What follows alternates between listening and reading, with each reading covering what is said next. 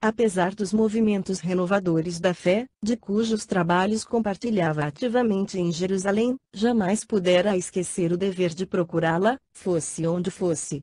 Enquanto em derredor se multiplicavam impropérios no turbilhão de gritos e ameaças revoltantes, o sentenciado chorava com as suas recordações. Socorrendo-se das promessas do Cristo no Evangelho, experimentava brando alívio. A ideia de que a irmãzinha ficaria no mundo, entregue a Jesus, suavizava-lhe as angústias do coração. Mal não saíra de suas dolorosas reminiscências, ouviu a voz imperiosa de Saulo dirigindo-se aos guardas: algemai-o novamente, tudo está consumado, sigamos para o átrio. O discípulo de Simão Pedro, estendendo os pulsos para receber as algemas, sofreu pancadas tão fortes de um soldado inescrupuloso, que dos pulsos feridos começou a jorrar muito sangue. Estevão, porém, não fez o menor gesto de resistência. De quando em quando, levantava os olhos como se implorasse os recursos do céu para os seus minutos supremos. Não obstante os apupos e as chagas que o dilaceravam, experimentava uma paz espiritual desconhecida. Todos aqueles sofrimentos do cerimonial eram pelo Cristo. Aquela hora era sua oportunidade divina. O Mestre de Nazaré havia convocado o seu coração fiel ao público testemunho dos valores espirituais da sua gloriosa doutrina. Confiante, raciocinava: se o Messias aceitar a morte infamante do Calvário para salvar todos os homens, não seria uma honra dar a vida por ele? Seu coração, sempre ávido de dar testemunho ao Senhor, desde que ele conhecera o Evangelho de redenção, não deveria rejubilar-se com o ensejo de oferecer-lhe a própria vida. Entretanto, a ordem de caminhar arrancou-o dos mais elevados pensamentos. O generoso pregador do caminho hesitava nos passos cambaleantes, mas tinha sereno e firme olhar, revelando desassombro nos derradeiros lances do testemunho. Naquelas primeiras horas da tarde, o sol de Jerusalém era um braseiro ardente. Não obstante o calor insuportável, a massa deslocou-se com profundo interesse. Tratava-se do primeiro processo concernente às atividades do caminho, após a morte do seu fundador. Destacando-se de todas as correntes judaicas ali presentes, em penhor de prestígio à lei de Moisés, os fariseus faziam grande alarde do feito. Ladeando o condenado, faziam questão de atirar-lhe em rosto as mais pesadas injúrias. Ele, porém, embora evidenciasse profunda tristeza, caminhava seminu, sereno, imperturbável. A sala de reuniões do Sinédrio não distava muito do átrio do templo, onde se realizaria a macabra cerimônia. Apenas alguns metros e a caminhada terminava, justamente no local onde se erguia o enorme altar dos holocaustos. Tudo estava preparado a caráter, como Saulo deixara perceber em seus propósitos. Ao fundo do pátio espaçoso, Estevão foi atado a um tronco, para que o apedrejamento se efetuasse na hora precisa. Os executores seriam os representantes das diversas sinagogas da cidade, de vez que era função honrosa atribuída a quantos estivessem em condições de operar na defesa de Moisés e de seus princípios. Cada sinagoga indicara o seu delegado e, ao iniciar a cerimônia, como chefe do movimento, Saulo recebia um por um, junto da vítima, guardando nas mãos, de acordo com a pragmática, os mantos brilhantes, enfeitados de púrpura. Mais uma ordem do moço tarcense. A execução começou entre gargalhadas. Cada verdugo mirava friamente o ponto preferido, esforçando-se para tirar maior partido. Risos gerais seguiam-se a cada golpe. Poupemos-lhe a cabeça, dizia um dos mais exaltados, a fim de que o espetáculo não perca a intensidade e o interesse. Cada expressão do judaísmo acompanhava o verdugo indicado pelos maiorais da sinagoga, com atenção e entusiasmo, aos berros de morra o traidor, o feiticeiro, fere no coração, em nome dos cilícios, exclamava alguém, do meio da turba, separa-lhe a perna pelos idumeus, secundava outra voz impudente. Mais ou menos afastado da turba, seguindo de perto os movimentos do condenado, Saulo de Tarso apreciava a vibração popular, satisfeito e confortado. De qualquer maneira, a morte do pregador do Cristo representava o seu primeiro grande triunfo na conquista das atenções de Jerusalém e de suas prestigiosas corporações políticas. Naquela hora em que focalizava tantas aclamações do povo de sua raça, orgulhava-se com a decisão que o levara a perseguir o caminho, sem consideração e sem tréguas. Aquela tranquilidade de Estevão, no entanto, não deixava de o impressionar bem no imo do coração voluntarioso e inflexível. Onde poderia ele aurir tal serenidade? Sob as pedras que o alvejavam, aqueles olhos encaravam os algozes sem pestanejar, sem revelar temor nem turbação. De fato, amarrado de joelhos ao tronco do suplício, o moço de Corinto guardava a impressionante característica de paz nos olhos translúcidos, de onde as lágrimas silenciosas corriam abundantes, o peito descoberto era uma chaga sangrenta. As vestes esfrangalhadas colavam-se ao corpo, empastadas de suor e sangue. O mártir do caminho sentia-se amparado por forças poderosas e intangíveis. A cada novo golpe, sentia recrudescer os padecimentos infinitos que lhe azorragavam o corpo macerado, mas, no íntimo, guardava a impressão de uma lenidade sublime. O coração batia descompassadamente. O tórax estava coberto de feridas profundas, as costelas fraturadas. Nesta hora suprema, recordava os mínimos laços de fé que o prendiam a uma vida mais alta. Lembrou todas as orações prediletas da infância. Fazia o possível por fixar na retina o quadro da morte do pai supliciado e incompreendido. Intimamente, repetia o Salmo 23º de David, qual o fazia junto da irmã, nas situações que pareciam insuperáveis. O Senhor é meu pastor. Nada me faltará. As expressões dos escritos sagrados, como as promessas do Cristo no Evangelho, estavam-lhe no âmago do coração. O corpo quebrantava-se no tormento, mas o espírito estava tranquilo e esperançoso. Agora, tinha a impressão de que duas mãos cariciosas passavam de leve sobre as chagas doloridas, proporcionando-lhe branda sensação de alívio. Sem qualquer receio, percebeu que lhe havia chegado o suor da agonia. Dedicados amigos, do plano espiritual, rodeavam o mártir nos seus minutos supremos.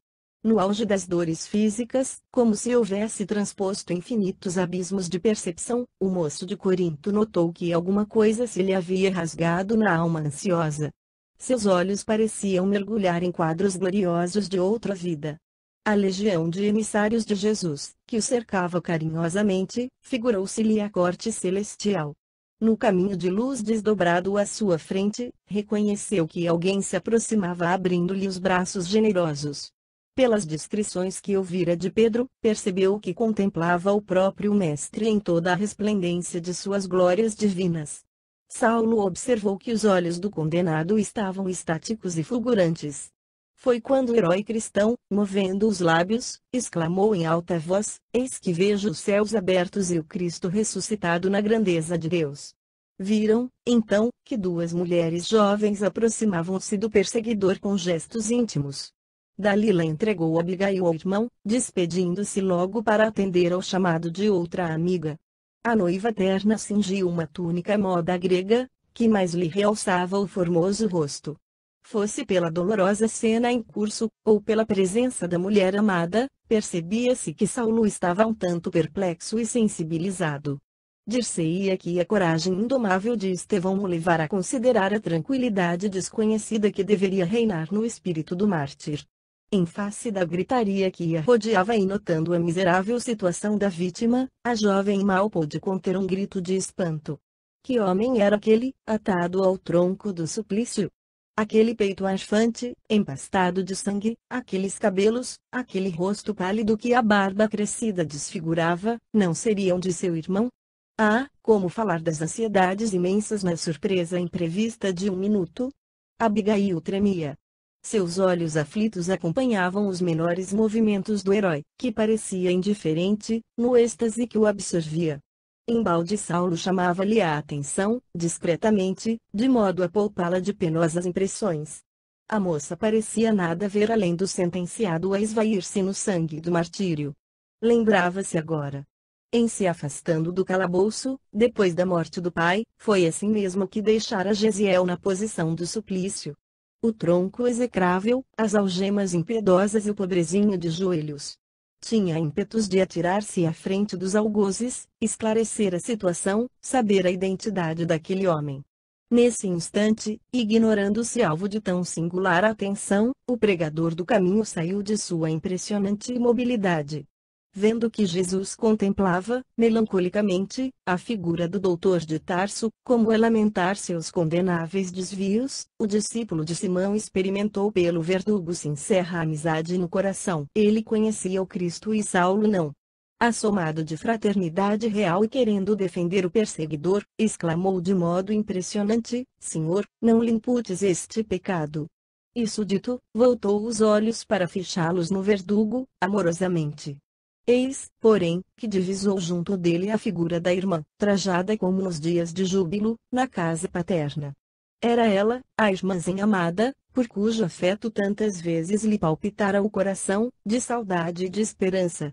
Como explicar sua presença? Quem sabe havia sido também levada ao reino do Mestre e regressava com ele, em espírito, para trazer-lhe as boas-vindas, de um mundo melhor. Quis bradar sua alegria infinita, atraí-la, ouvir-lhe a voz nos cânticos de David, morrer embalado pelo seu carinho, mas a garganta já não timbrava. A emoção dominara na hora extrema. Sentiu que o mestre de Nazaré acariciava-lhe a fronte, onde a última pedrada abrira uma flor de sangue. Ouvia, muito longe, vozes argentinas que cantavam hinos de amor sobre os gloriosos motivos do Sermão da Montanha. Incapaz de resistir por mais tempo ao suplício, o discípulo do Evangelho sentia-se desfalecer. Escutando as expressões do condenado e recebendo-lhe o olhar fulgurante e límpido, Abigail não pôde dissimular a angustiosa surpresa. Saulo! Saulo! É meu irmão! Exclamou aterradamente. Que dizes? Gaguejou baixinho o doutor de Tarso arregalando os olhos. Não pode ser. Enlouqueceste? Não, não, é ele, repetia tomada de extrema palidez. É Gesiel, insistia Abigail assombrada. Querido, concede-me um minuto, deixa-me falar ao moribundo apenas um minuto. Impossível, replicou o moço, contrafeito. Saulo, pela lei de Moisés, pelo amor de nossos pais, atende, exclamava torcendo as mãos. O ex-discípulo de Gamaliel não acreditava na possibilidade de semelhante coincidência. Além do mais, havia diferença do nome. Convinha esclarecer esse ponto, antes de tudo. Certo, a falsa impressão de Abigail se desfaria ao primeiro contato direto com o agonizante. Sua índole, sensível e afetuosa, justificava o que a seu ver era um absurdo. Conjugando essas reflexões de um segundo, falou a noiva, com austeridade: irei contigo identificar o moribundo, mas, até que o possamos fazer, cala as tuas impressões. Nenhuma palavra, ouviste, e é necessário não esquecer a respeitabilidade do local em que te encontras. Logo após, chamava um funcionário de alta categoria, secamente: manda levar o cadáver para o gabinete dos sacerdotes. Senhor, respondeu o outro respeitoso, o condenado ainda não está morto. Não importa, vai assim mesmo, pois arrancar-lhe-ei a confissão do arrependimento na hora extrema. A determinação foi cumprida sem mais demora, enquanto Saulo mandava servir, de modo geral, aos amigos e admiradores, várias ânforas de vinho delicioso, por comemorarem o seu primeiro triunfo. Depois, sem o carregado, apreensivo, esgueirou-se quase sorrateiramente até a sala reservada aos sacerdotes de Jerusalém, em companhia da noiva. Atravessando os grupos que o saudavam com frenéticas aclamações, o moço tarsense parecia aliado de si mesmo. Conduzia Abigail pelo braço, delicadamente, mas não lhe dirigia palavra. A surpresa emudecera-o. E se Estevão fosse, de fato, aquele Gesiel que aguardavam com tamanha ansiedade? Absorvidos em angustiosas reflexões, penetraram na câmara solitária. O jovem doutor ordenou a retirada dos auxiliares, fechou cuidadosamente a porta. Abigail aproximou-se do irmão ensanguentado, com infinita ternura. E, como se sentisse chamado à vida por uma força poderosa e invencível, ambos notaram que a vítima movia a cabeça sangrenta. Evidenciando o penoso esforço da derradeira agonia, Estevão murmurou: Abigail. Aquela voz era quase um sopro, mas o olhar estava calmo, límpido. Ouvindo-lhe a expressão vacilante e arrastada, o jovem tarsense recuou tomado de espanto. Que significava tudo aquilo? Não poderia duvidar. A vítima de sua perseguição implacável era o irmão bem-amado da mulher escolhida. Que mecanismo do destino engendrara semelhante situação, que lhe havia de amargurar toda a vida? Onde estava Deus, que não o inspirara no dédalo de circunstâncias que o levaram até aquele irremediável, cruel desfecho? Sentiu-se possuído de um pesar sem limites. Ele, que elegera Abigail o anjo tutelar da existência, seria obrigado a renunciar a esse amor para sempre. O orgulho de homem não lhe permitiria desposar a irmã do suposto inimigo, confessado e julgado reles criminoso. Aturdido, deixou-se ali ficar, como se fosse incoercível o chumbasse ao solo, transformando-o em objeto de insuportáveis ironias. Gesiel, exclamou Abigail osculando e regando de lágrimas a fronte do moribundo, como te vejo eu. Parece que o suplício te durou desde o dia em que nos separamos. E soluçava. Estou bem, disse o discípulo de Jesus, fazendo o possível por mover a destra quebrada e deixando perceber o desejo de acariciar-lhe os cabelos, como nos dias da meninice e da primeira juventude. Não chores. Eu estou com o Cristo. Quem é o Cristo? Murmurou a jovem. Porque te chamam Estevão. Como te modificaram assim? Jesus é o nosso Salvador, explicava o agonizante, no propósito de não perder os minutos que se escoavam céleres, e, agora, chamam-me Estevão porque um romano generoso me libertou, mas pediu absoluto segredo. Perdoa-me. Foi por gratidão que obedeci ao conselho. Ninguém será reconhecido a Deus se não mostrar agradecimento aos homens. Vendo que a irmã prosseguia em soluços, continuou: sei que vou morrer, mas a alma é imortal. Sinto deixar-te quando mal torno a ver-te, mas hei de ajudar-te do lugar em que estiver. Ouve, Gesiel, exclamou a irmã num desabafo, que te ensinou esse Jesus para te levar a um fim tão doloroso? Quem assim abandona um servo leal, não será antes um senhor cruel. O moribundo pareceu admoestá-la com o olhar. Não penses dessa maneira, prosseguiu com dificuldade. Jesus é justo e misericordioso, prometeu estar conosco até a consumação dos séculos. Mais tarde compreenderás. A mim, ensinou-me a amar os próprios verdugos. Ela abraçava-o, carinhosa, desfeita em lágrimas abundantes. Depois de uma pausa em que a vítima se revelava nos derradeiros instantes da vida material, viu-se que Estevão se agitava em esforços supremos. Com quem te deixarei? Este é meu noivo, esclareceu a jovem apontando o moço de Tarso, que parecia petrificado. O moribundo contemplou-o sem ódio e acentuou: Cristo os abençoe. Não tenho no teu noivo um inimigo, tenho um irmão. Saulo deve ser bom e generoso, defendeu Moisés até ao fim. Quando conhecer a Jesus, servi-lo-á com o mesmo fervor. Separa ele a companheira amorosa e fiel. Mas a voz do pregador do caminho estava agora rouca e quase imperceptível. Nas vascas da morte, contemplava Abigail fraternalmente enternecido. Ouvindo-lhe as últimas frases, o doutor de Tarso fizera-se lívido. Queria ser odiado, maldito. A compaixão de Estevão, fruto de uma paz que ele, Saulo, jamais conhecera no fastígio das posições mundanas, impressionava-o fundamente. Entretanto, sem saber porquê, a resignação e a doçura do agonizante assaltavam-lhe o coração enrijecido. Trabalhava, porém, intimamente, para não se comover com a cena dolorosa. Não se dobraria por uma questão de sentimentalismo. Abominaria aquele Cristo, que parecia requisitá-lo em toda parte, a ponto de colocar-se entre ele e a mulher adorada. O cérebro atormentado do futuro rabino suportava a pressão de 1000 fogos. Desprezar o orgulho de família e eleger Abigail para companheira de lutas, embora lhe não conhecesse os ascendentes familiares. Amava pelos laços da alma, descobrira no seu delicado coração feminino tudo quanto havia sonhado nas cogitações de ordem temporal. Ela sintetizava suas esperanças de moço, era o penhor do seu destino, representava a resposta de Deus aos apelos da sua juventude idealista. Agora, abrira-se entre ambos um abismo profundo. E o irmão de Estevão. Ninguém ousara afrontar-lhe autoridade na vida, a não ser aquele ardoroso pregador do caminho, cujas ideias jamais se poderiam casar com as suas. Detestava aquele rapaz apaixonado pelo ideal exótico de um carpinteiro, e tinha culminado nos propósitos de vingança. Se desposasse Abigail, jamais seriam felizes. Ele seria o verdugo, ela a vítima. Além disso, sua família, aferrada ao rigorismo das velhas tradições, não poderia tolerar a união, depois de conhecidas as circunstâncias. Levou as mãos ao peito, dominado por angustioso desalento. Em pranto, Abigail acompanhava a agonia dolorosa do irmão, cujos derradeiros minutos se escoavam lentamente. Penosa emoção apossara-se de todas as suas energias. Na dor que a dilacerava nas fibras mais sensíveis, parecia não ver o noivo que lhe seguia os menores movimentos, entre surpreso e estarrecido.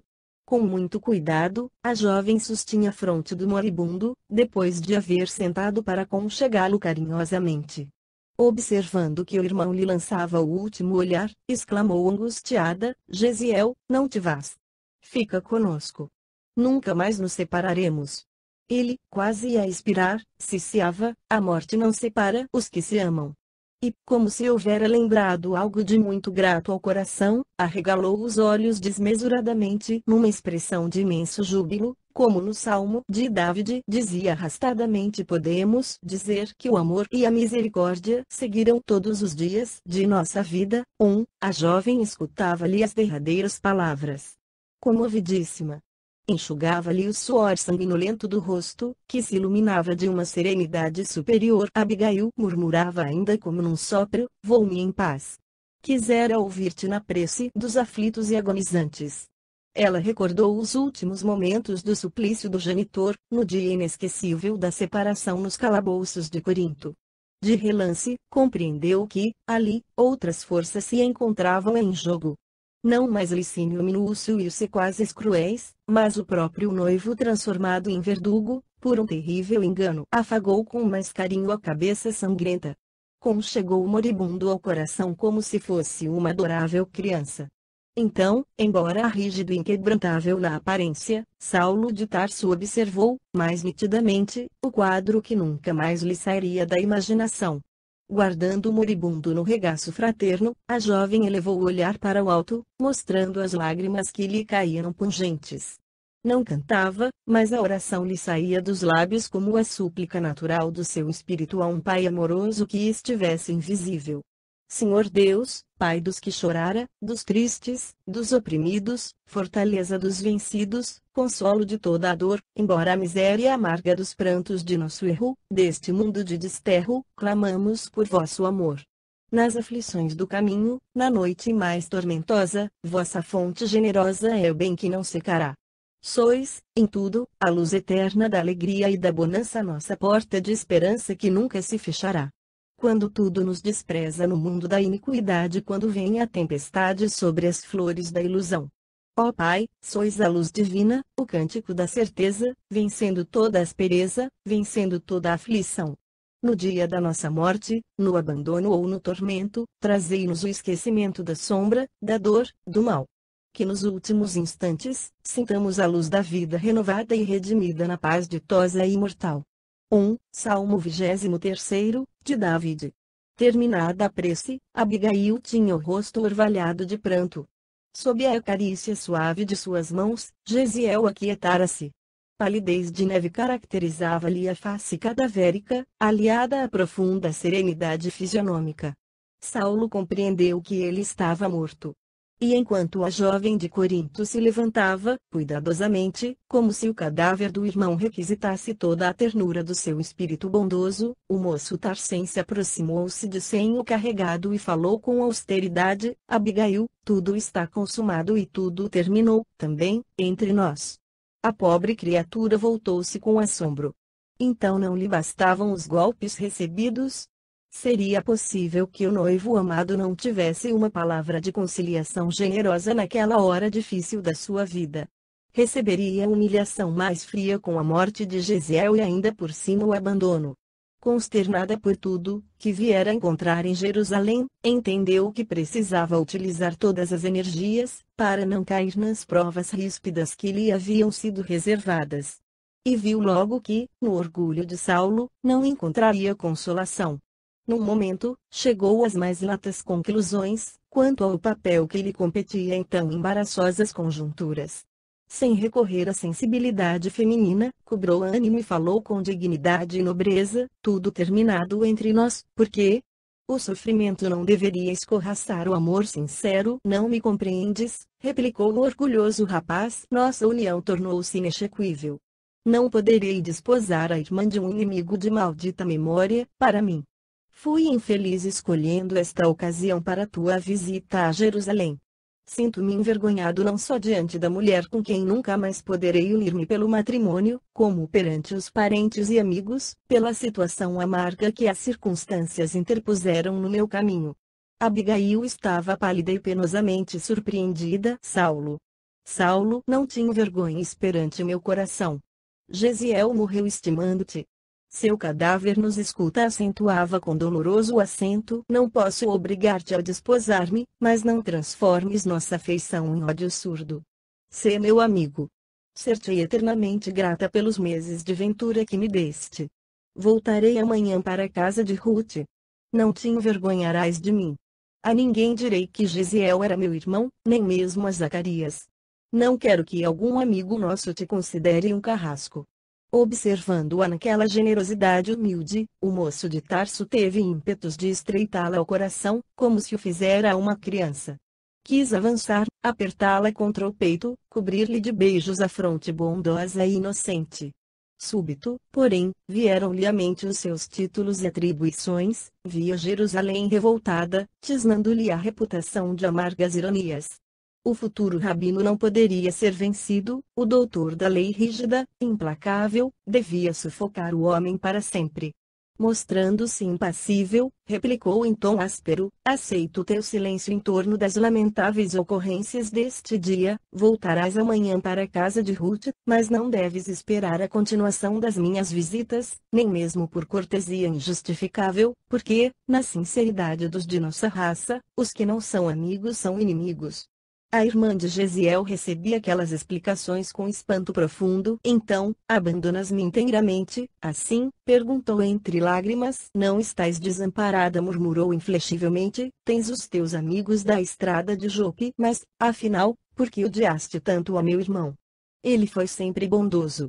Em Corinto nunca ofendeu a ninguém. Era pregador do malfadado carpinteiro de Nazaré, esclareceu, contrafeito e ríspido. Além disso, humilhou-se diante da cidade inteira. Abigail, compelida pela severidade das respostas, calou-se inteiramente. Que poder teria o Nazareno para atrair tantas dedicações e provocar tantos ódios? Até ali, não se interessara pela figura do famoso carpinteiro, que morrera na cruz, como malfeitor, mas o irmão lhe dissera ter encontrado nele o Messias. Para seduzir um caráter cristalino, como Gesiel, o Cristo não poderia ser um homem vulgar. Lembrava o passado do irmão para considerar que, no caso da rebeldia paterna, conseguira manter-se acima dos próprios laços do sangue para admoestar o genitor, amorosamente. Se tivera forças para analisar os atos paternos com o preciso discernimento, era preciso que aquele Jesus fosse muito grande, para que a ele se consagrasse, oferecendo-lhe a própria vida ao recobrar a liberdade. Gesiel, a seu ver, não se enganaria. Conhecendo-lhe a índole, do berço, não era possível que se deixasse iludir em suas convicções religiosas. Sentia-se, agora, atraída para aquele Jesus desconhecido e odiado injustamente. Ele ensinara ao irmão a bem-querer os próprios verdugos. Que lhe não reservaria, pois, ao seu coração sedento de carinho e de paz? As últimas palavras de Gesiel exerciam sobre ela uma influência profunda. Abismada em profundas cogitações, notou que Saulo abrira a porta, chamando alguns auxiliares, que se precipitaram por cumprir-lhe as ordens. Em poucos minutos os despojos de Estevão eram removidos, enquanto amigos numerosos cercavam o jovem par, expansivamente loquazes e satisfeitos. Que é isto? Perguntou um deles a Abigail, ao notar-lhe a túnica manchada de sangue. O sentenciado era israelita, atalhou o moço tarsense, desejoso de antecipar explicações e, como tal, amparamo-lo na hora extrema. Um olhar mais severo deu a entender à jovem quanto devia conter as emoções próprias, longe e acima das ocorrências verídicas. Daí a minutos, o velho Gamaliel chegava e solicitava ao ex-discípulo alguns momentos de atenção. Em particular, Saulo disse bondoso: espero partir na semana próxima para além de Damasco. Vou descansar junto de meu irmão e aproveitar a noite da velhice para meditar e repousar o espírito. Já fiz a necessária notificação no Sinédrio e no Templo, e acredito que, dentro de poucos dias, serás efetivamente provido no meu cargo. O interpelado fez um ligeiro gesto de agradecimento, cuja frieza mal disfarçava o abatimento que lhe ia na alma. Entretanto, prosseguia o generoso rabino, solicitamente: tenho um último pedido a fazer-te, é que tenho Simão Pedro em conta de um amigo. Esta confissão poderá escandalizar-te, mas sinto-me bem ao fazê-la. Acabo de receber sua visita, pedindo a minha interferência para que o cadáver da vítima de hoje seja entregue à Igreja do Caminho, onde será sepultado com muito amor. Sou o intermediário do pedido e espero não me recuses o obséquio. Diz ex-vítima, perguntou Saulo admirado. A existência de uma vítima pressupõe um algoz e eu não sou verdugo de ninguém. Defendi a lei até ao fim. Gamaliel compreendeu a objeção e replicou: não vejas laivo de recriminação nas minhas palavras.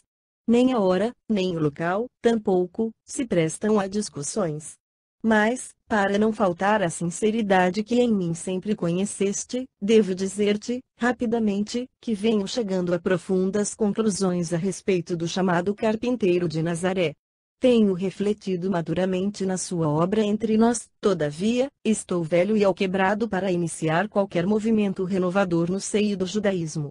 Em nossa existência chega uma fase em que não nos é lícito intervir nos problemas coletivos, mas, em qualquer idade, podemos e devemos operar a iluminação ou o aprimoramento de nós mesmos. É o que vou fazer. O deserto, na majestade silenciosa do insulamento, constituiu sempre a sedução dos nossos antepassados. Sairei de Jerusalém, fugirei do escândalo que as minhas novas ideias e atitudes certo provocariam, buscarei a solidão para encontrar a verdade. Saulo de Tarso estava estupefato. Também Gamaliel parecia sofrer a influenciação de estranhos sortilégios. Sem dúvida, os homens do caminho o enfeitiçaram, desbaratando-lhe as últimas energias. O velho mestre acabara capitulando, numa atitude de consequências imprevisíveis. Ia impugnar, discutir, chamá-lo à realidade, quando o venerando mentor da mocidade farisaica, deixando entrever que percebia as vibrações antagônicas do seu espírito ardoroso, sentenciou: já sei o teor da tua resposta íntima. Julgas-me fraco, vencido, e cada qual analisa como pode, mas não me leves ao enfado das controvérsias. Aqui estou somente para solicitar-te um favor, espero não me negues. Poderei providenciar para remover os despojos de Estevão imediatamente? Via-se que o moço de Tarso hesitava, premido por singulares pensamentos. Concede, Saulo. É com trema o último obséquio ao velho amigo, concedo, disse afinal. Gamaliel despediu-se com um gesto de sincero reconhecimento. Novamente rodeado de muitos amigos, que procuravam alegrá-lo, o jovem doutor da lei revelava-se muito alheio de si mesmo. Debalde erguia a taça das saudações. O olhar vago, cismativo, demonstrava o profundo alinhamento em que se engolfara. Os inesperados acontecimentos acarretaram-lhe à mente um turbilhão de pensamentos angustiados. Queria pensar, desejava recolher-se em si mesmo para o exame necessário das novas perspectivas do seu destino, mas, até ao pôr do sol, foi obrigado a manter-se no quadro das convenções sociais, atendendo aos amigos até ao fim. Alegando necessidade de trocar as vestes ensanguentadas, Abigail retirara-se logo após a entrevista de Gamaliel. Na casa de Dalila, entretanto, a pobrezinha foi acometida de febre alta, penalizando e alarmando a todos os que lá se encontravam. Ao cair da noite, Saulo regressava ao lar da irmã, onde lhe comunicaram o estado da enferma. Resolvido a imprimir novos rumos à sua vida, procurou sufocar a própria emoção para encarar os fatos com a naturalidade possível. Em lágrimas, a jovem de Corinto pediu que a reconduzissem à casa de Zacarias, receando a marcha da enfermidade. Em vão, Dalila e os parentes procuraram intervir com recursos afetuosos. A súplica de Abigail ao espírito enérgico de Saulo foi exposta comovedoramente, dentro da severidade que lhe caracterizava as atitudes. O ex-discípulo de Gamaliel tomou todas as providências para satisfazê-la. E à noitinha, com muito cuidado, modesta carreta saía de Jerusalém pela estrada de Jope. Ruth recebeu a jovem nos braços, emocionada e aflita. Ela e o marido recordaram, então, que, somente com a morte do pai, Abigail tivera febre tão alta, acompanhada de abatimento tão profundo. De senho carregado, Saulo os ouvia, esforçando-se por dissimular a emoção. E enquanto os amigos da jovem procuravam assisti-la carinhosamente, o futuro rabino, sucumbido num vulcão de ideias antagônicas, dirigia-se para Jerusalém, com intenção de não mais voltar a Jope. 9. Abigail cristã. Desde o martírio de Estevão, agravara-se em Jerusalém um movimento de perseguição a todos os discípulos ou simpatizantes do caminho. Como se fora tocado de verdadeira alucinação, ao substituir Gamaliel nas funções religiosas mais importantes da cidade, Saulo de Tarso deixava-se fascinar por sugestões de fanatismo cruel. Impiedosas devassas foram ordenadas a respeito de todas as famílias que revelassem inclinação e simpatia pelas ideias do Messias Nazareno. A igreja modesta, onde a bondade de Pedro prosseguia socorrendo os mais desgraçados, era rigorosamente guardada por soldados, com ordem de impedir as prédicas que representavam o brando consolo dos infelizes. Obcecado pela ideia de resguardar o patrimônio farisaico, o moço tarsense entregava-se aos maiores desmandos e tiranias. Homens de bem foram expulsos da cidade por meras suspeitas. Operários honestos e até mães de família eram interpelados em escandalosos processos públicos, que o perseguidor fazia questão de movimentar. Iniciou-se um êxodo de grandes proporções, como Jerusalém de há muito não via. A cidade começou a despovoar-se de trabalhadores. O caminho havia seduzido para suas doces consolações a alma do povo, cansada na incompreensão e no sacrifício. Livre das prestigiosas advertências de Gamaliel, que se retirara para o deserto, e sem a carinhosa assistência de Abigail, que lhe facultava generosas inspirações, o futuro rabino parecia um louco, em cujo peito o coração estivesse ressequido. Debalde, mulheres indefesas suplicavam-lhe piedade, inutilmente, crianças misérrimas pediram complacência para os pais, abandonados como prisioneiros infelizes. O moço de Tarso parecia dominado por uma indiferença criminosa. As rogativas mais sinceras encontravam no seu espírito um rochedo áspero. Incapaz de compreender as circunstâncias que lhe haviam modificado os planos e esperanças da vida, imputava o insucesso dos seus sonhos de mocidade àquele Cristo que não conseguira entender. Odiá-lo-ia enquanto vivesse. Não sendo possível encontrá-lo para uma vingança direta, persegui-lo-ia na pessoa dos seus caudatários, através de todos os caminhos. A seu ver, era ele, o carpinteiro anônimo, o causador dos seus fracassos em relação ao amor de Abigail, agora envenenado no seu coração impulsivo por sentimentos estranhos, que, dia a dia, cavavam profundos abismos entre sua figura inolvidável e as lembranças que lhe eram mais carinhosas. Não mais voltara à casa de Zacarias, e, embora os amigos da estrada de Jope instassem por suas notícias, mantinha-se irredutível no círculo do seu egoísmo sufocante. De vez em quando, sentia-se premido por uma saudade singular. Experimentava a imensa falta da ternura de Abigail, cuja lembrança nunca mais se lhe havia apartado da alma enrijecida e ansiosa. Mulher alguma poderia substituí-la no carinho do seu coração. Entre angústias extremas, recordava a agonia de Estevão, sua invejável paz de consciência, as palavras de amor e de perdão. Em seguida, via a noiva genuflexa, implorando-lhe amparo com um clarão de generosidade nos olhos súplices. Jamais esqueceria aquela prece angustiada e comovedora, que ela fizera ao abraçar o irmão nos derradeiros instantes de vida. Não obstante a perseguição cruel que o transformara em mola central de todas as atividades contra a igreja humilde do caminho, Saulo sentia que as necessidades espirituais se multiplicavam no espírito sedento de consolação. 8 meses de lutas incessantes passaram sobre a morte de Estevão, quando o moço tarsense, capitulando ante a saudade e o amor que lhe dominavam a alma, resolveu rever a paisagem florida da estrada de Jope, onde por certo reconquistaria o afeto de Abigail, de maneira a reorganizar em todos os projetos de um futuro ditoso. Tomou o carro minúsculo com o coração opresso. Quantas hesitações não vencera para retornar à antiga situação, humilhando a vaidade de homem convencionalista e inflexível. A luz crepuscular enchia a natureza de reflexos de ouro fulgurante.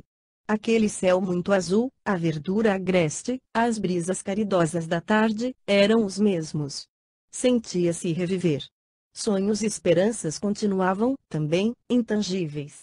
E refletia na melhor maneira de reaver a dedicação da mulher escolhida, sem humilhação para sua vaidade. Contar-lhe a sua desesperação, diria das suas insônias, da continuidade do imenso amor que nenhuma circunstância conseguira destruir. Embora mantivesse firme o propósito de omitir toda e qualquer alusão ao carpinteiro de Nazaré, falaria Abigail do remorso por não lhe haver estendido mãos amigas no instante em que todas as esperanças de sua alma feminina se haviam abalado, ante o imprevisto da morte dolorosa do irmão, em circunstâncias tão amargas. Esclareceria os detalhes de seus sentimentos. Havia de referir-se à recordação indelével da sua prece angustiosa e ardente, quando Estevão penetrava os umbrais da morte. Atraí-la-ia ao coração que jamais a esquecera, beijar-lhe-ia os cabelos, formularia novos projetos de amor e felicidade. Mergulhado em tais pensamentos, atingiu a porta de entrada, identificando as roseiras em flor. O coração batia-lhe descompassado, quando Zacarias surgiu com grande surpresa. Um abraço demorado assinalou o reencontro. Abigail foi objeto de sua primeira interrogação. Com estranheza notou que Zacarias entristeceu. Pensei que algum de teus amigos já te houvesse levado a desagradável notícia, começou dizendo, enquanto o jovem buscava ouvi-lo ansioso. Abigail, há mais de 4 meses, adoeceu dos pulmões e, para falar com franqueza, não temos qualquer esperança. Saulo fizera-se lívido logo depois que voltou precipitadamente de Jerusalém, esteve mais de 1 mês entre a vida e a morte. Em vão nos esforçamos, eu e Ruth, para restituir-lhe o vício e as cores da juventude. A pobrezinha entrou a definhar e, em pouco tempo, acamou-se abatida. Solicitei tua presença, com ansiedade, a fim de resolvermos o possível em seu benefício, mas não apareceste. Parecia-me que um ambiente novo lhe proporcionaria o restabelecimento da saúde, mas faltaram-me os recursos para uma iniciativa mais ampla, tal como se impunha. Mas Abigail fez alguma queixa a meu respeito? Perguntou Saulo, aflito. De modo algum. Aliás, o regresso inesperado de Jerusalém, a enfermidade súbita e teu injustificável afastamento desta casa eram de molde a causar-nos dúvidas e receios, mas logo se verificaram melhoras positivas, após o período mais agudo da febre, e ela nos tranquilizou a respeito. Explicou a necessidade da tua ausência, disse estar ciente dos teus muitos afazeres e encargos políticos, referiu-se com gratidão ao acolhimento que lhe dispensaram teus parentes e, quando Ruth, para confortá-la, qualifica de ingrato teu procedimento, Abigail é sempre a primeira a defender-te. Saulo quis dizer alguma coisa, enquanto Zacarias fazia uma pausa, mas nada lhe ocorreu à mente.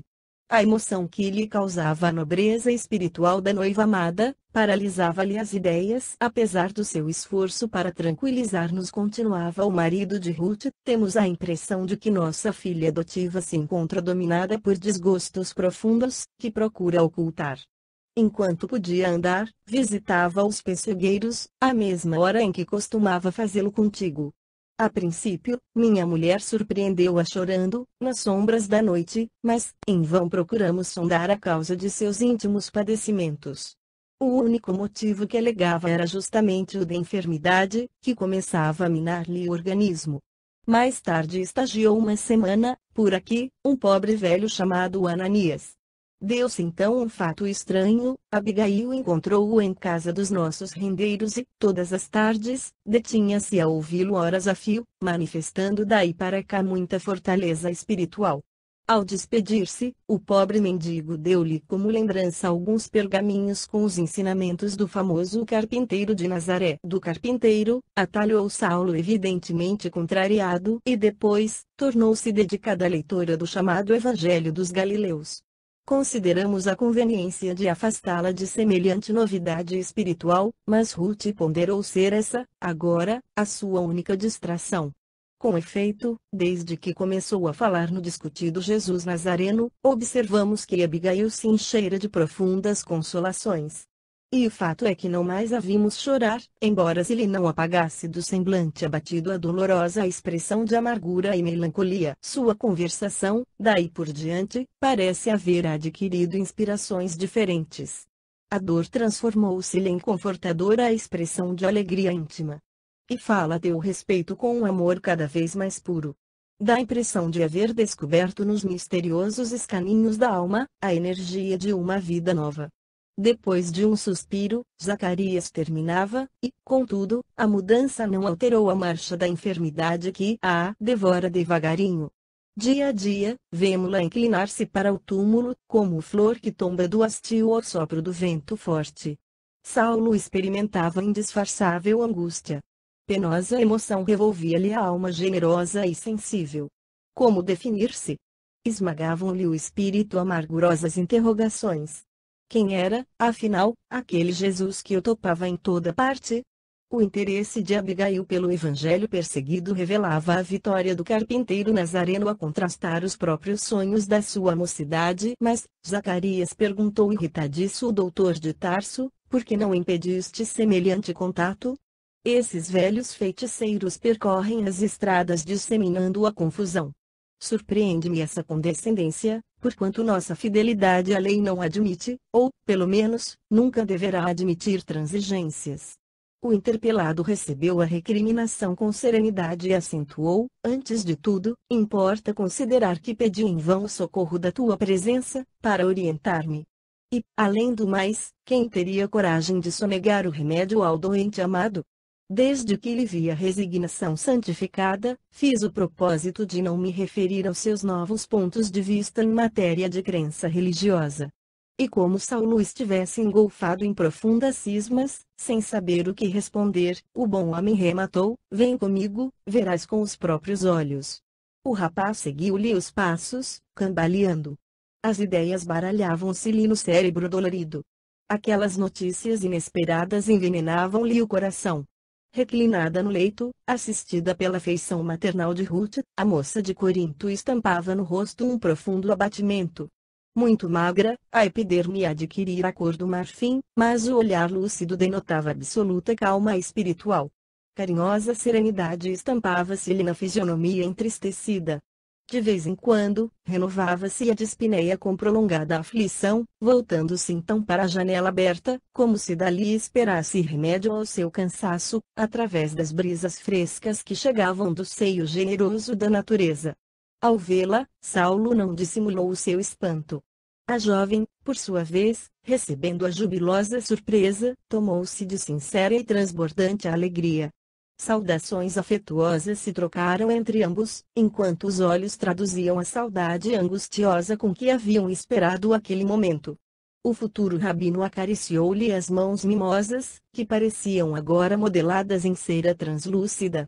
Falaram da esperança que os alentara, constante, antes do reencontro.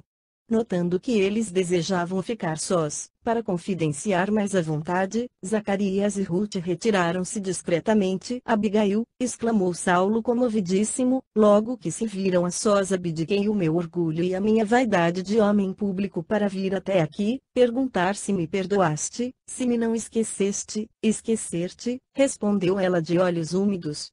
Por mais rude e longa que seja a estação de sol ardente, a folha do deserto não poderá esquecer a chuva benéfica que lhe deu vida. Não me fales, igualmente, em perdão, pois acaso poderá alguém perdoar-se a si mesmo? E nós, Saulo, pertencemo-nos um ao outro para a eternidade. Não me disseste, muitas vezes, que eu era o coração do teu cérebro? Ouvindo o timbre caricioso daquela voz amada, o jovem de Tarso comovia-se nas entranhas do próprio ser arrebatado e ardente. Aquela humildade e aquele tom de ternura penetravam-lhe o coração, reconquistando-lhe o discernimento para o caminho reto. Guardando, entre as mãos pálidas da noiva, exclamou com um lampejo de alegria nos olhos: porque dizes que eras o coração, se ainda és e sê-lo-ás para sempre? Deus abençoará nossas esperanças. Realizaremos nosso ideal. Voltei para levar-te comigo. Teremos um lar, serás nele a rainha. Dominada por indefinível alegria, a noiva, que o contemplava com lágrimas, murmurou: desconfio, Saulo, que os lares da terra não foram feitos para nós. Deus sabe quanto desejei, ardentemente, ser a mãe carinhosa de teus filhos, como conservei o ideal acima de todas as circunstâncias, para formosear tua existência com o meu carinho. Desde menina, em Corinto, vi mulheres que desbaratavam os tesouros do céu, simbolizados no amor do esposo e dos filhinhos, e pensei que o Senhor me concederia o mesmo patrimônio de esperanças divinas, pois aguardava as bênçãos do santuário doméstico para glorificá-lo de todo o coração. Para exaltá-lo, idealizei a vida do homem amado, que me auxiliaria a erguer o altar da prole, e, assim que me chegaste, organizei vastos planos de uma vida santa e venturosa, na qual pudéssemos honrar a Deus. Saulo escutava comovido. Nunca lhe observara tamanha largueza de raciocínio e lucidez, naquele tom de ternura tranquila. Mas o céu prosseguiu resignada, retirou-me as possibilidades de semelhante ventura na terra. Nos meus primeiros dias de solidão, visitava os lugares ermos, como a procurar-te, requisitando o socorro do teu afeto. Os pessegueiros de nossa predileção pareciam dizer que nunca mais voltarias. A noite amiga aconselhava-me a esquecer. O luar, que me ensinaste a bem querer, agravava as minhas recordações e amortecia as minhas esperanças. Da peregrinação de cada noite, voltava com lágrimas nos olhos, filhas do desespero do coração. Embalde procurava tua palavra confortadora. Sentia-me profundamente só. Para lembrar e seguir tuas advertências, recordava que me chamaste a atenção, a última vez que nos encontramos, para a amizade de Zacarias e de Ruth. É verdade que não tenho outros amigos mais fiéis e generosos que eles, entretanto, não lhes poderia ser mais pesada na vida, além do que sou. Evitei, então, confiar-lhes minhas angústias. Nos primeiros meses da tua ausência, amarguei sem consolo a minha grande desdita. Foi quando surgiu aqui um velhinho respeitável, chamado Ananias, que me deu a conhecer as luzes sagradas da nova revelação. Conheci a história do Cristo, o Filho de Deus vivo, devorei o seu evangelho de redenção, edifiquei-me nos seus exemplos. Desde essa hora, compreendi-te melhor, conhecendo a minha própria situação.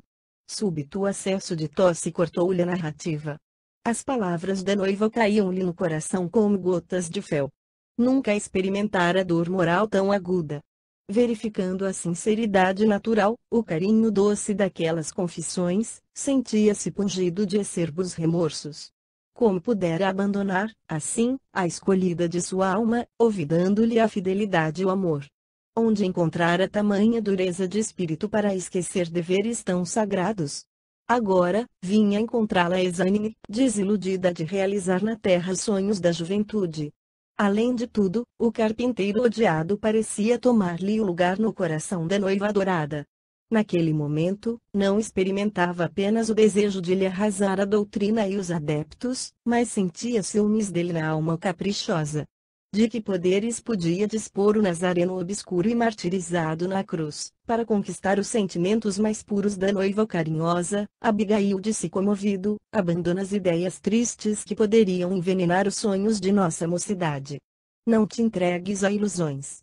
Renovemos nossas esperanças. Breve estarás restabelecida. Sei que me perdoaste a morte de teu irmão, e minha família te receberá em Tarso com júbilos sinceros. Seremos felizes, muito felizes.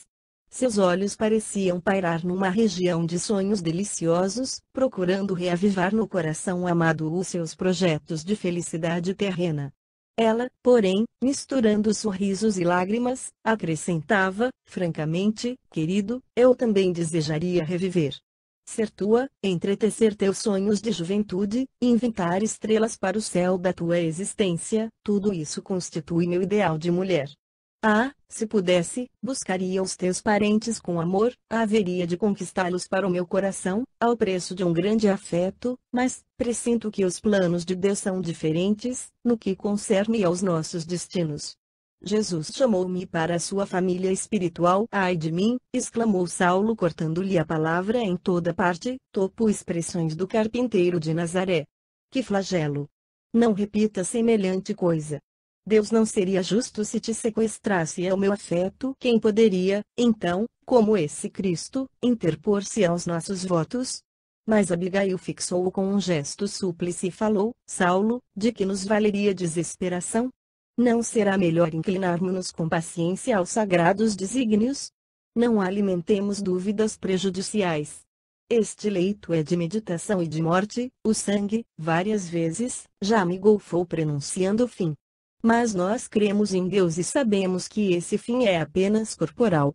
Nossa alma não morrerá, amar-nos-emos eternamente. Não concordo, respondia ele extremamente aflito. Essas presunções são fruto de ensinamentos absurdos, quais os desse fanático nazareno que morreu na cruz, entre a humilhação e a covardia.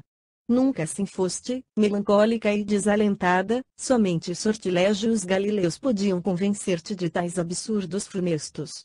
Mas, procura raciocinar por ti mesma. Que te deu o crucificado senão tristeza e desolação? Enganas-te, Saulo. Não me sinto desanimada, embora convicta da impossibilidade de minha aventura terrena. Jesus não foi um mestre vulgar de sortilégios, foi o Messias dispensador de consolação e vida. Sua influência renovou minhas forças, saturou-me de bom ânimo e verdadeira compreensão dos desígnios supremos. Seu evangelho de perdão e amor é o tesouro divino dos sofredores e deserdados do mundo.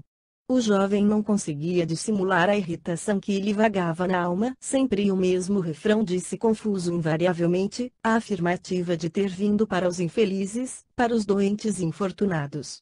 Mas, as tribos de Israel não se compõem apenas de criaturas dessa espécie. E os homens valorosos do povo escolhido e as famílias de tradições respeitáveis estariam fora da influência do Salvador? Tenho lido os ensinamentos de Jesus, respondeu a moça com firmeza, e suponho compreender as tuas objeções. O Cristo, cumprindo a sagrada palavra dos profetas, revela-nos que a vida é um conjunto de nobres preocupações da alma, a fim de que marchemos para Deus pelos caminhos retos. Não podemos conceber o Criador como juiz ocioso e isolado, senão como pai desvelado no benefício de seus filhos. Os homens valorosos a que te referes, os forros de enfermidades e sofrimentos, na posse das bênçãos reais de Deus, deviam ser filhos laboriosos, preocupados com o rendimento da tarefa que foram chamados a cumprir, a prol da felicidade de seus irmãos. Mas, no mundo, temos contra nossas tendências superiores o inimigo que se instala em nosso próprio coração. O egoísmo ataca a saúde, o ciúme prejudica o mandato divino, como a ferrugem e a traça que inutilizam nossas vestes e instrumentos, quando nos descuidamos. São poucos os que se recordam da proteção divina, nos dias alegres da fartura, como raríssimos os que trabalham a revelia do aguilhão. Isso demonstra que o Cristo é um roteiro para todos, constituindo-se em consolo para os que choram e orientação para as almas criteriosas, chamadas por Deus a contribuir nas santas preocupações do bem. Saulo estava impressionado com aquela clareza de raciocínio. Mas a conversação exigira da enferma maior esforço e consequente fadiga. A respiração tornara-se difícil, e não tardou que o sangue lhe borbotasse do peito em prolongada hemoptise. Aquele sofrimento, adornado de ternura e humildade, comovia e exasperava profundamente o noivo. Compreendeu que seria impiedoso atacar perante a noiva aquele Jesus que lhe cumpria perseguir até ao fim. Não queria crer que a sua Abigail estivesse nas vésperas da morte. Preferia encarar o futuro com otimismo. Restabelecida, Fala ia voltar aos seus antigos pontos de vista. Não toleraria a intromissão do Cristo no santuário doméstico. No esforço introspectivo, entretanto, concluiu que precisava dar uma trégua aos seus pensamentos antagônicos, para cogitar dos problemas essenciais da sua própria tranquilidade. A jovem enferma, após a crise que durara minutos longos e tristes, tinha os grandes olhos serenos e lúcidos. Contemplando-a naquela doce atitude de suprema resignação, Saulo de Tarso experimentou enternecedoras comoções íntimas. Seu temperamento arrebatado entregava-se facilmente às impressões extremadas. Aproximando-se mais da noiva amada, tinha os olhos úmidos. Desejou acariciá-la como se o fizesse a uma criança. Abigail murmurou ternamente, não falemos mais de ideias religiosas. Perdoa-me. Recordemos nosso porvir de flores, esqueçamos tudo para consolidar as melhores esperanças. E as palavras lhe borbulhavam ardentes de emoção. O carinho que evidenciavam era sintoma do arrependimento e das aspirações nobres e sinceras que lhe trabalhavam, agora, no espírito angustiado. Entretanto, como se fora presa de singular abatimento depois do esforço despendido, a jovem de Corinto estava lânguida, receando prosseguir no colóquio, em virtude dos acessos de tosse que a ameaçavam frequentemente. O noivo, preocupado, compreendeu a situação e, apertando-lhe as mãos transparentes, beijou-as enternecido. Precisas repousar, disse com inflexão carinhosa, não te preocupes por minha causa. Dar-te-ei de minhas próprias forças. Breve estarás restabelecida. E, depois